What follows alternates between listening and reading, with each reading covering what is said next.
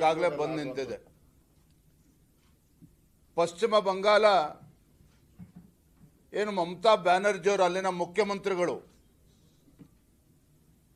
ಅಧಿಕಾರದ ದರ್ಪ ಮದ ಶಾಶ್ವತವಾಗಿ ಅಧಿಕಾರದಲ್ಲಿ ಇದ್ದೇ ಇರ್ತೇವೆ ಅಂತಕ್ಕಂಥ ಭ್ರಮೆ ಮಮತಾ ಬ್ಯಾನರ್ಜಿಗೇನಿತ್ತು.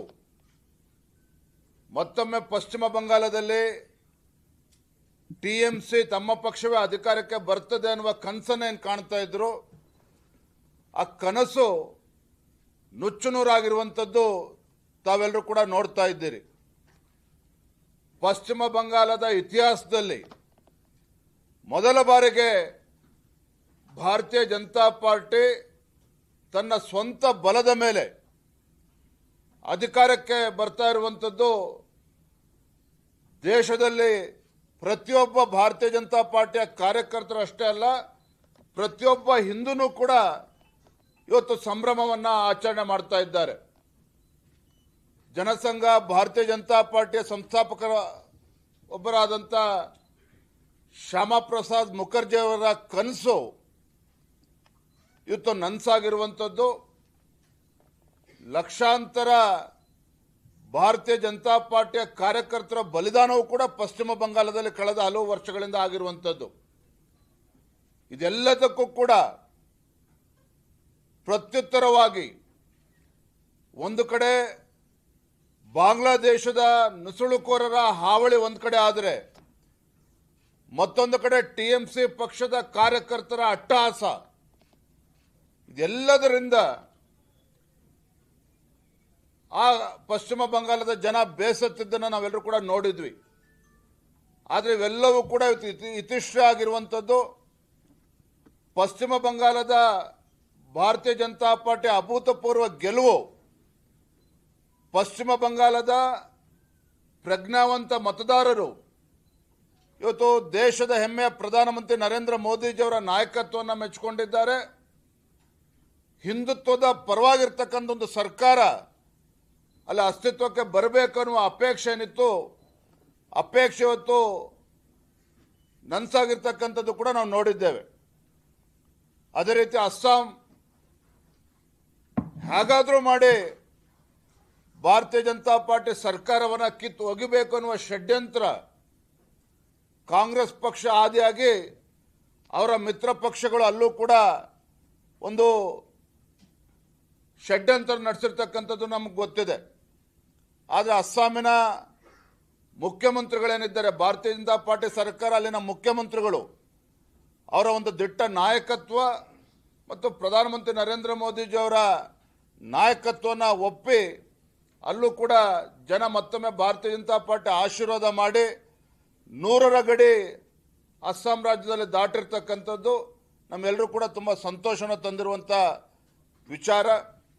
ಅದೇ ರೀತಿ ಪುದುಚೇರಿ ಮತ್ತೊಮ್ಮೆ ಅಲ್ಲಿ ಬಿಜೆಪಿ ಸರ್ಕಾರ ಮತ್ತೊಮ್ಮೆ ಅಸ್ತಿತ್ವಕ್ಕೆ ಬರ್ತಾ ಇರ್ತಕ್ಕಂಥದ್ದು ಕೂಡ ನಾವೆಲ್ಲರೂ ಕೂಡ ಸಂತೋಷ ಪಡುವಂಥ ಸಂಗತಿ.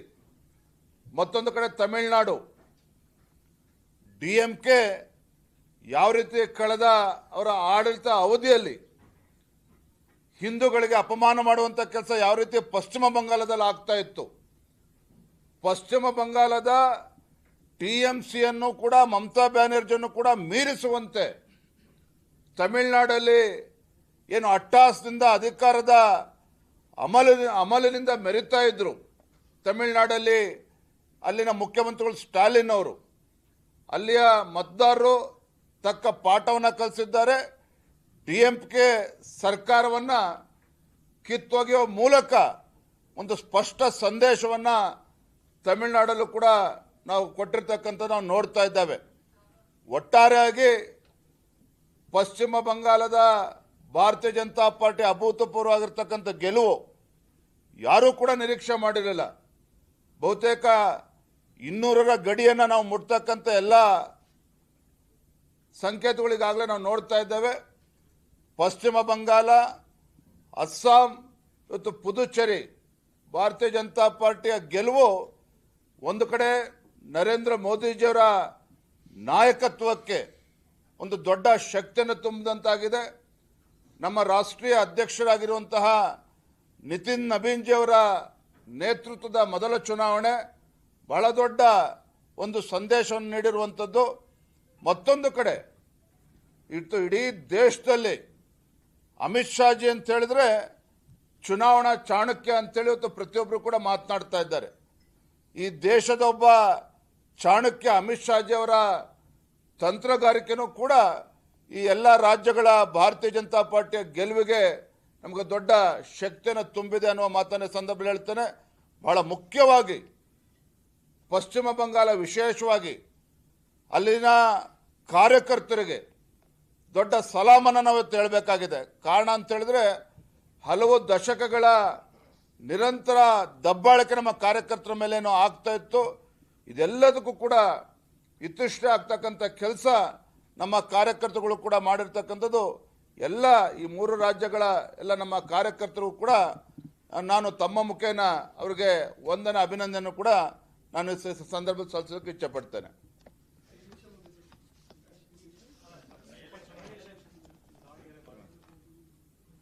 ದಾವಣಗೆರೆ ದಕ್ಷಿಣ ಹಾಗೂ ಬಾಗಲಕೋಟೆ ಉಪಚುನಾವಣೆಗಳು. ದಾವಣಗೆರೆ ದಕ್ಷಿಣ ವಿಧಾನಸಭಾ ಕ್ಷೇತ್ರ ಇನ್ನೂ ಕೂಡ ಮತ ಎಣಿಕೆ ಆಗ್ತಾ ಇದೆ. ಬಹುಶಃ ಯಾರು ಗೆದ್ರೂ ಕೂಡ 1-2 ಸಾವಿರ ಓಟಲ್ಲಿ ತೀರ್ಮಾನ ಆಗ್ತಕ್ಕಂಥದ್ದು. ಇನ್ನು 3 ಸುತ್ತಿನ ಮತ ಎಣಿಕೆ ಇನ್ನೂ ಕೂಡ ನಡೀತಾ ಇದೆ. ನನಗೆ ಸಂಪೂರ್ಣ ವಿಶ್ವಾಸ ಇದೆ ದಾವಣಗೆರೆಯಲ್ಲಿ ಭಾರತೀಯ ಜನತಾ ಪಾರ್ಟಿ ಗೆದ್ದೇ ಗೆಲ್ಲುತ್ತೆ ಅನ್ನೋ ವಿಶ್ವಾಸ ನಮಗೆ ಸಂಪೂರ್ಣವಾಗಿದೆ. ಬಾಗಲಕೋಟೆ ನಾವು ನಿರೀಕ್ಷೆ ಮಾಡಿರಲಿಲ್ಲ.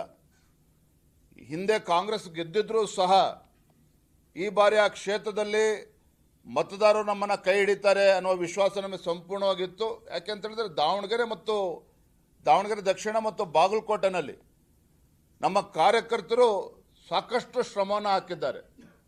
ನಮ್ಮ ಸಂಘಟನಾ ಚಟುವಟಿಕೆಗಳಿಗೆ ಏನೇನಾಗಬೇಕು ಎಲ್ಲವೂ ಕೂಡ 100ಕ್ಕೆ 100ರಷ್ಟು ನಾವು ಶ್ರಮವನ್ನು ಹಾಕಿರ್ತಕ್ಕಂಥದ್ದು. ಇದ್ರ ಮಿಗಿಲಾಗಿನೂ ಕೂಡ ಏನು ಮಾನ್ಯ ಮುಖ್ಯಮಂತ್ರಿಗಳು ಸ್ವತಃ ಮುಖ್ಯಮಂತ್ರಿಗಳು ಬಾಗಲಕೋಟೆನಲ್ಲಿ ಬಂದು 15 ದಿನಗಳ ಕಾಲ ಬಿಟ್ಟಿರ್ತಕ್ಕಂಥದ್ದು. ಸಚಿವ ಸಂಪುಟದ ಸದಸ್ಯರುಗಳು ಹೊತ್ತಲ್ಲಿ ಬಿಟ್ಟಿದ್ದು ಎಲ್ಲ ಕೂಡ ತಾವು ನೋಡಿದ್ದೀರಿ. ಆದರೆ ಇದ್ರ ಆಗಿನೂ ಕೂಡ ನಾವು ಗೆದ್ದೇ ಗೆಲ್ತೇವೆ ಅನ್ನೋ ಸಂಪೂರ್ಣ ವಿಶ್ವಾಸ ನಮಗಿತ್ತು. ಆದರೆ ಬಾಗಲಕೋಟೆ ನಮಗೆ ಹಿನ್ನಡೆ ಆಗಿದೆ ಅನ್ನೋದನ್ನು ನಾವು ಒಪ್ಕೊಳ್ತೇನೆ. ಆದರೆ ಕಾರ್ಯಕರ್ತರು ಮಾತ್ರ ಸಾಕಷ್ಟು ಶ್ರಮವನ್ನು ಹಾಕಿದ್ದಾರೆ.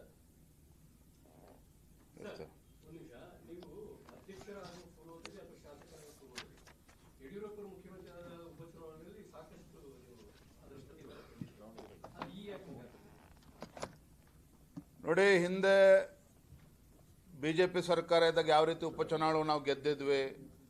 ಇದೇ ಕಾಂಗ್ರೆಸ್ ಸರ್ಕಾರ ಇದ್ದಾಗ ಸಿದ್ದರಾಮಯ್ಯನವರು ಮುಖ್ಯಮಂತ್ರಿಗಳಿದ್ದಾಗ ಗುಂಡೂರುಪೇಟೆ ಇರ್ಬೋದು, ನಂಜನಗೂಡು ಇರ್ಬೋದು, ಯಾವ ರೀತಿ ಚುನಾವಣೆಗಳನ್ನು ಗೆದ್ದರು ಎಲ್ಲವೂ ಕೂಡ ಇತಿಹಾಸ ನಮ್ಮ ಕಣ್ಮುಂದೆ ಇರ್ತಕ್ಕಂಥದ್ದು.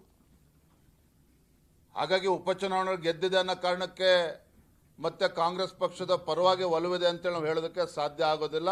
ಹಿಂದೆ ಅನೇಕ ಉದಾಹರಣೆಗಳು ಇವತ್ತು ಕಣ್ಮುಂದಿದೆ.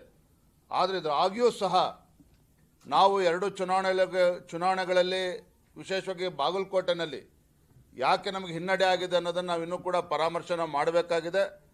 ನಮ್ಮ ಮುಖಂಡರ ಜೊತೆ ಕೂತು ಚರ್ಚೆ ಮಾಡಬೇಕಾಗಿದೆ.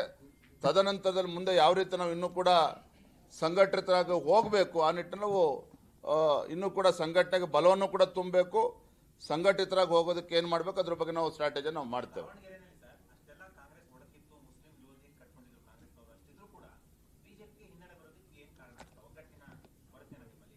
ನೀವೇ ಸಾಕ್ಷಿ ಇದಿರೋದು ಮಾಧ್ಯಮದ ಸ್ನೇಹಿತರು. ಬಾಗಲಕೋಟೆ ಇರ್ಬೋದು, ದಾವಣಗೆರೆ ದಕ್ಷಿಣ ವಿಧಾನಸಭಾ ಕ್ಷೇತ್ರ ಇರ್ಬೋದು, ಯಾವುದೇ ಒಂದು ಸಣ್ಣ ಒಡಕಿಲ್ದೇನೆ, ಅಷ್ಟೆಲ್ಲ ವ್ಯತ್ಯಾಸಗಳು ಇದ್ದರೂ ಸಹ ಯಾವುದೇ ಒಂದು ಸಣ್ಣ ಒಡಕಿಲ್ದೇನೆ ಅಲ್ಲೇ ಸ್ಥಳೀಯವಾಗಿರ್ತಕ್ಕಂಥ ನಮ್ಮ ಎಲ್ಲ ಮುಖಂಡರುಗಳು ತಮ್ಮ ಸಮಸ್ಯೆಗಳನ್ನು ಬದಿಗಿಟ್ಟು ನಮ್ಮ ಪಕ್ಷದ ಅಭ್ಯರ್ಥಿಯ ಪರವಾಗಿ ಒಟ್ಟಾಗಿ ಒಂದಾಗಿ ಎಲ್ಲರೂ ಕೂಡ ಶ್ರಮನ ಹಾಕಿದ್ದಾರೆ. ಹಾಗಾಗಿ ನಮಗೇನೋ ಒಡಕಿತ್ತು, ಅದಕ್ಕೇನೋ ಹಿನ್ನಡೆ ಆಗಿದೆ ಅಂತಕ್ಕಂಥ ಪ್ರಶ್ನೆ ಅಲ್ಲ. ಎರಡೂ ಕ್ಷೇತ್ರದಲ್ಲಿ ನಮ್ಮ ಪಕ್ಷದ ನಾಯಕರುಗಳು ಸಂಘಟಿತರಾಗಿ ನಾವು ಶ್ರಮವನ್ನು ಹಾಕಿದ್ದಾರೆ. ನಾವು ಕೂಡ ಅದಕ್ಕೆ ಕೈ ಜೋಡಿಸಿದ್ದೇವೆ. ಅದಕ್ಕೆಲ್ಲದಕ್ಕಿಂತ ಮಿಗಿಲಾಗಿ ಕಾರ್ಯಕರ್ತರು ಕೂಡ ಹಗಲು ರಾತ್ರಿ ಶ್ರಮವನ್ನು ಹಾಕಿದ್ದಾರೆ.